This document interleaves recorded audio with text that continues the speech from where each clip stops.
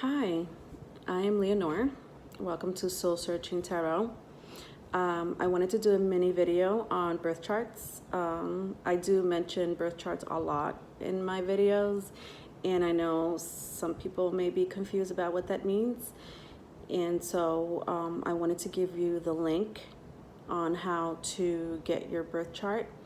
You definitely need to know your date of birth, including the year, where you were born, when you were born, like what time, is important, but not that important. If you don't know what time you were born, not a big deal. You'll still get your birth chart report. The only thing that may be missing, not really missing, but I wouldn't go by it, is your ascending sign. So if you don't know what time you were born and you click unknown, it's okay. Just know that ascending means it's a way of how you look at the world. It's your perspective on how you look at the world. But forget about that. We'll talk more about ascending signs later. That's why paying an astrologer is worth it, because they'll tell you it's expensive, but they will give you your journey in life, why, who you are, and what's to come forward, what you're gonna be looking forward to. But cafeastrology.com.astro.natal. Once you put in that information, by the way, you also have to put where you were born, because they need it for time zone. So I hope you know where you were born. But once you give those little bits of information, and it's this website, I'm not promoting Cafe Astrology. They don't pay me to tell you to go to their website, but it's user friendly, and I like to go on there all the time, because gives you a little insight about who that person is. And my videos are all about planets and placements, and my readings are all about planets and placements. And it doesn't just stop at the sun sign.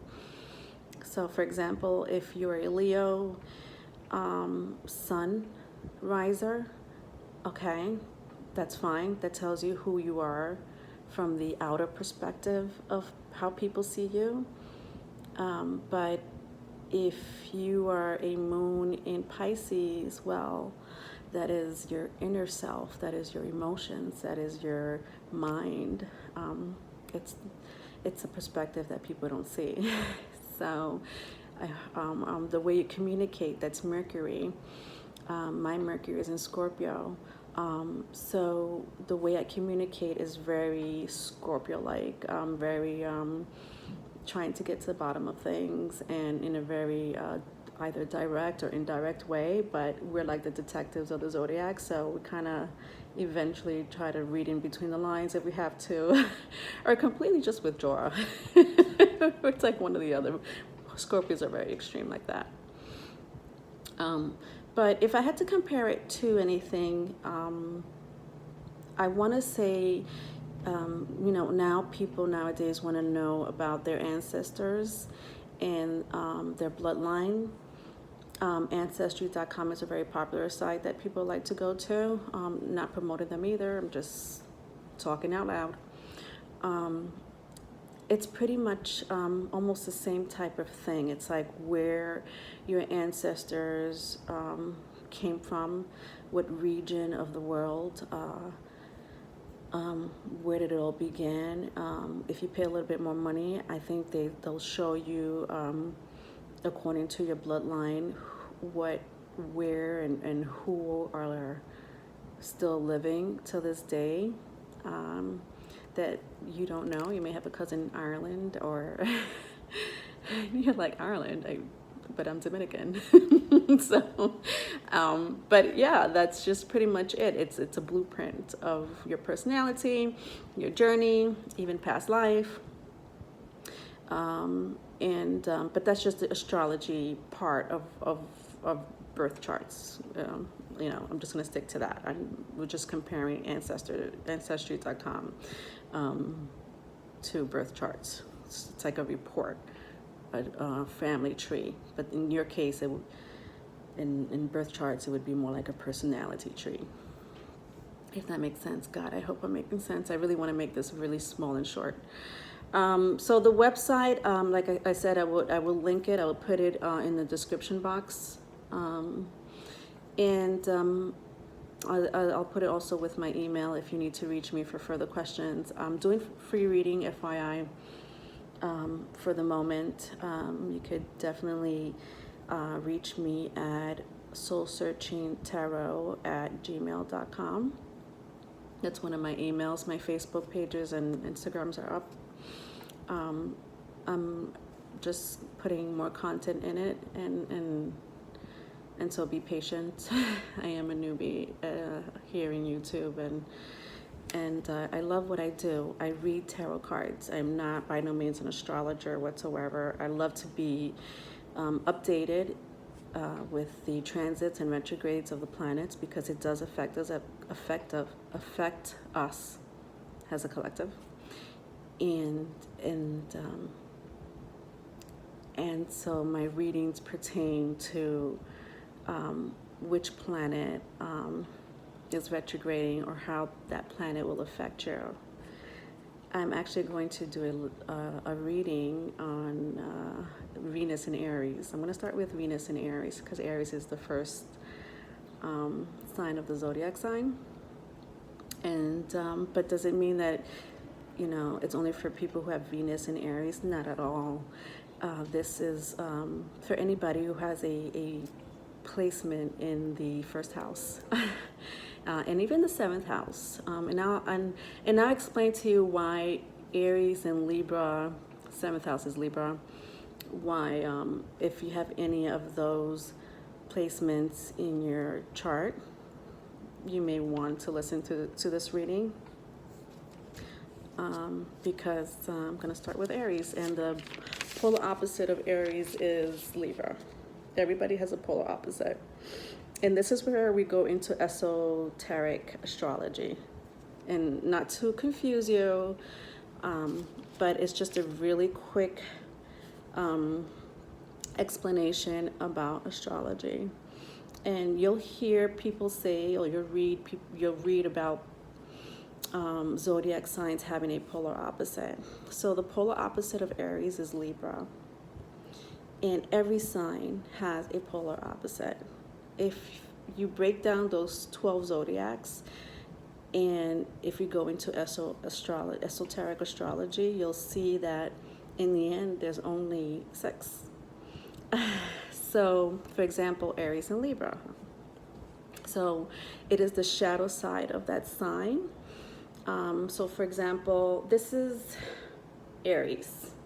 My hand right here is Aries, right? So Aries, Libra. So it is the shadow side of both. So Libra shadow side is Aries, Aries shadow side is Libra. So it is one sign. In the end, it ends up being your shadow side. And what do I mean by shadow side? Okay, let's take me, for example. I'm a sun in Scorpio. Taurus is my shadow side. Taurus is my polar opposite, which is the second house. There's some things about Tauruses in my experience with them that I do not like. I dislike it. I kind of try to avoid them as much as possible. But if they're friendly to me, I'm friendly. If they're not, then I'm not. But I've always had that type of relationship with Taurus women or men. And so I realize in esoteric astrology why that happens. Well, it reminds you of yourself. It's your shadow side. Remember, it is like the Heckle and Jive, syndrome. It's like, oh my God, I probably said that wrong. Is it Heckle and Jive or Jekyll and Hyde? Whatever, you know what I'm saying. So I'm not even gonna go there. But it is your twin, right? And so I realize why I always have this dislike with Taurus. Not all Tauruses, but some. And it's because they remind me of myself. the polar opposite of Scorpio. Speaking of Aries, Aries' opposite sign is Libra. Okay, this is where it gets deeper. So Venus rules the house of Libra.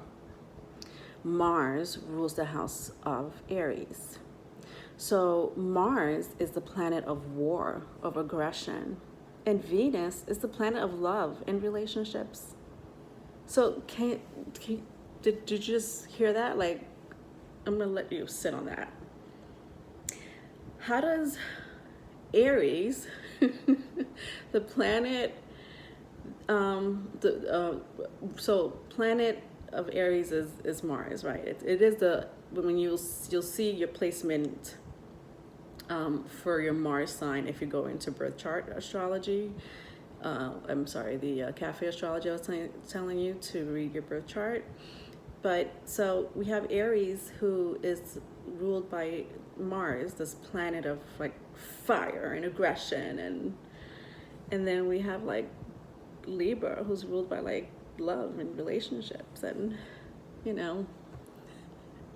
and so that's your shadow side. So as much as Aries is known for like going in and attacking and not attacking in an aggressive way, more like trying to conquer a relationship and want to start a relationship, and they're like quick to go into a relationship, but then always just as quick to get out of a relationship.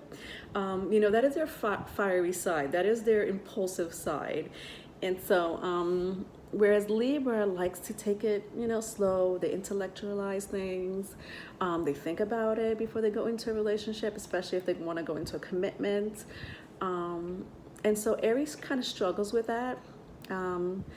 They kind of need to learn how to pace themselves when it comes to relationships, so that they know the rules of relationships. And, depending how old they are, they'll eventually get there. And also it depends on their placement, what other placements they have, what house it lays on. They may be an Aries sun, rising sun, and sun rising. God, forgive me for my grammar. And but then their moon, who represents their emotional side and their mental stability, or not stability, may be a Libra. And so they kind of may fight with themselves. Should I be impulsive? Should I take it easy? And these are how the placements in your houses affect your entire birth chart.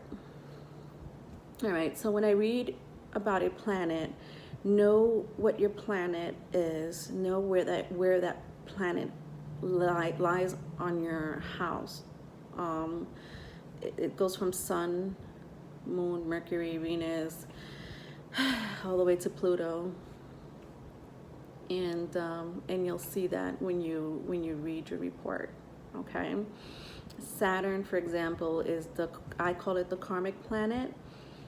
It is ruled by Capricorn, or I should say it rules Capricorn, the house of Capricorn, which is the 10th house. And you'll see, especially if you talk to an astrologer and pay good money to see what that means for you, what it means to have a Saturn in Cancer. You'll see how that has been affecting your journey in life, and how it will continue to affect you, because it is the karmic lesson that you have to learn in life. Something you did in your past life that Saturn is holding in that house for you to learn it again in this life. But to go into more of the polar opposites, like I said, there's 12 zodiac signs, and I'm going to end the video there. So Aries is Libra, Taurus is Scorpio, Gemini is Sagittarius. And I'm not saying these signs I mean, esoterically, yes, but you know, if we look at it in different ways, like we've been, you know, taught to look at it, it's not, right? They're, you know, you're probably asking yourself, what do you mean Gemini is Sagittarius? Well, it's the polar opposite, you know? Okay, there's some, I'll have Sagittarius placements in my chart, and I dislike Geminis. Oh, I would never get in a relationship with them, but friends, yes, no doubt. I would love to be their friends because they're great talkers, and I could sit down and have conversations with them for hours, but would I get in a commitment with them? No. And then I found out why I dislike Gemini so much in relationships and commitments. It's because Sagittarius is the same way. Sagittarius don't like commitments. Sagittarius are like the centaur. They're like, you know, half horse, half man. They want to run free and wild and get to know everybody. They're social butterflies, and so is Gemini. And so that is, again, the polar opposite, the shadow side of who you are. And that's why maybe you're probably just like that other sign. Don't be surprised if it's your polar opposite. To keep going, Cancer is Capricorn. So Cancer is the mother of the zodiac, and Capricorn is the father of the zodiac, in case you didn't know that. So we have Cancer being the moon, Capricorn being Saturn. Okay. There's a reason for that. Mother, father. Okay, whatever. I'll get into that later in all those readings and explanations later. Leo's polar opposite is Aquarius. I have a moon in Aquarius. What can I say about my moon in Aquarius? Well, Leo and Aquarius are similar when it comes to humanity, but Leos like to love one-on-one, you know? They're like one-on-one relationships, and where Aquarius is all about humanity. They love humanity and they want to save humanity. And Leos and Aquarius are pretty much the same. You know, they're always thinking about the next person, but Leo does it in a very personal way because they have such big hearts, whereas Aquarius, they do it in a very impersonal way, but they still will save humanity if they have to. But again, polar opposites. And then the last sign is Virgo. Virgo, the polar opposite of Virgo is Pisces. All right, so I hope that kind of made sense. Just email me if it didn't. We'll talk again about it. And I just wanted to just basically just do this quick video on birth charts and how you could get your birth chart report, so that you could kind of know what I'm talking about when I do readings or just talk about astrology, period. Which, by the way, I might have said this before, I'm by no means an astrologer, but you see how much, if you get into the esoteric part of astrology, how interesting it is. Oh God, and I love interesting topics. All right, well, thank you, and see you in my next video where I do Venus in Aries. It'll be a reading, so stay tuned for that. Thank you.